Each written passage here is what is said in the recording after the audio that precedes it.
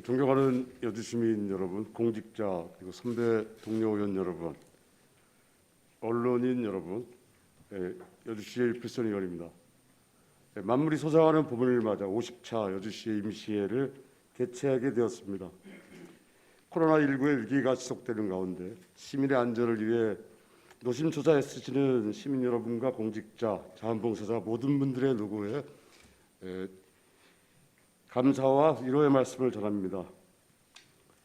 우리가 당면한 여러 과제 중 특히 기본적이고 중요한 것은 건강과 안전의 문제라고 생각합니다. 코로나19 팬데믹으로 전 세계가 고통과 우울의 시대를 보내고 있습니다. 팬데믹의 발생 원인은 다양한 원인이 있겠지만 지구의 기후위기와 우리의 소비 생활 문화와 깊은 관련이 있다는 것이 중론입니다. 코로나 팬데믹을 전후로 많은 재앙이 있었습니다. 호주 산불, 중국 홍수, 일본 물폭탄, 시베리아 38도 폭염이 있었고 우리나라도 2018년 역대급 폭염, 2019년 역대급 태풍에 이어 2020년에는 54일에 역대 가장 긴 장마로 큰 피해를 입었습니다. 이제 이상 기후는 우리의 일상이 된 것 같습니다. 사실 세계 각국은 기후 위기에 심각한 악영향을 고민하며 오래전부터 전 지구적 차원에서 대처를 준비해 왔습니다. 1997년 12월 일본 교토에서 채택된 교토 의정서는 지구 온난화 규제 및 방지를 위해 온실가스 감축 목표치를 규정하자는 것이었습니다. 교토 의정서가 2020년 종료됨에 따라 유엔은 2015년 12월 12일에 파리에서 열린 21차 유엔 기후변화 협약 당사국 총회 본회의에서 195개 당사국이 파리 기후변화 협정을 채택하였습니다.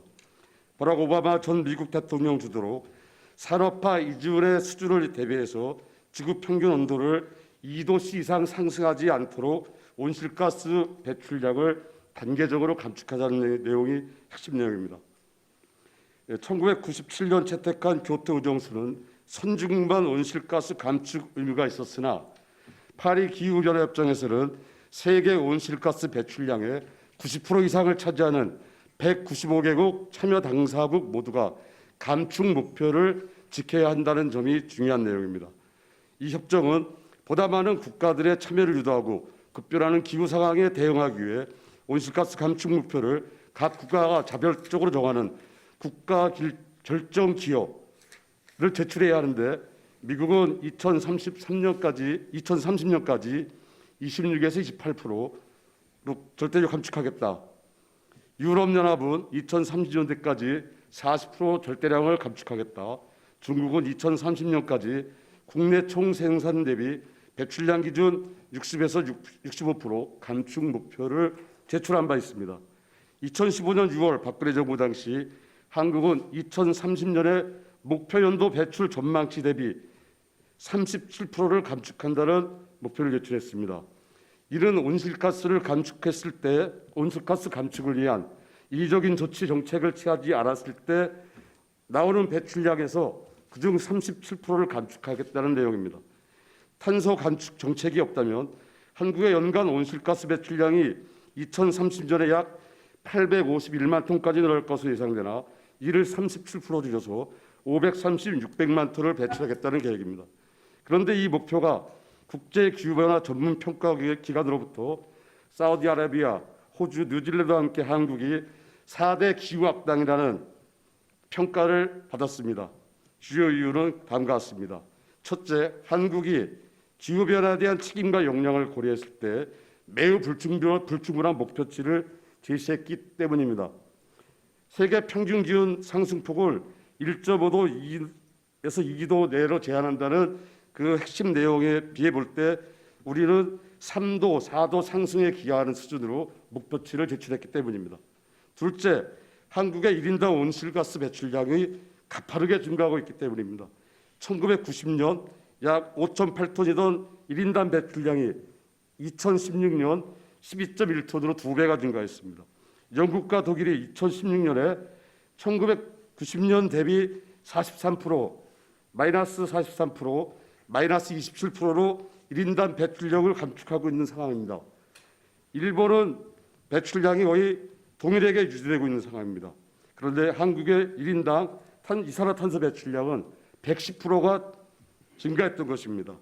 이제 한국도 책임 있는 중견 국가로서 탄소 배출 감축 목표치를 강화하고 탄소 배출을 하지 않는 사회의 전환을 위한 자기 발전 전략을 수립하지 않을 수 없게 되었습니다. 2020년 9월 23일 75차 유엔 총회 기조연설에서 문재인 대통령은 한국의 파리 기후협정에 충실한 이행을 비롯한 신기후체제 확립 노력에 적극 동참한다. 그래서 2030년 국가 온실가스 감축 목표인 국가결정지혜를 갱신해서 2050년 장기 저탄소 사회 전략을 마련하겠다라고 공언하게 되었습니다. 바로 정부가 지난해 10월 탄소 중립 이른바 넷제로를 공식 선언하게 된 배경입니다. 한국은 2050년 넷제로 목표를 발표하며 탄소 배출 중립을 선언하고 기후위기 대응을 위한 그린니들의 정책적 기초를 맞춰가고 있습니다.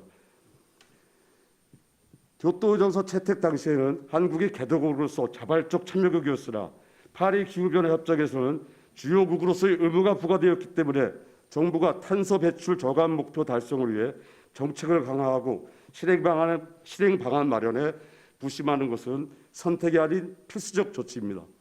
경제 분야를 예를 들면 수출로 먹고 사는 한국 경제가 탄소 국경세를 포함한 무역 장벽에 부딪힐 수 있는 상황이 되기 때문입니다.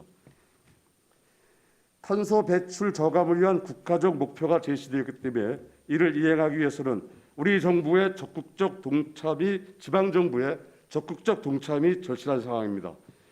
경상남도 광역정부는 사업을 계획하는 단계, 예산을 편성하고 정책을 마련하고 실행해 나가는 모든 단계에서 모든 부서에서 도정정책을 진행할 때에는 기후위기에 대응하는 사항이 반영되게끔 하자라는 이른바 탄소영향평가제, 기후위기 평가제를 도입했다는 기사를 접한 적이 있습니다.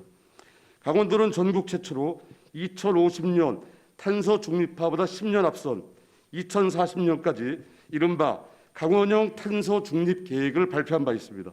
몇 가지만 그중 소개해드리면 그린 액화수소 등 에너지 대전환, 신재생 미래 에너지를 지속적으로 확대, 건강한 산림 관리와 자원화, 제로 에너지 건축물 전환 등입니다.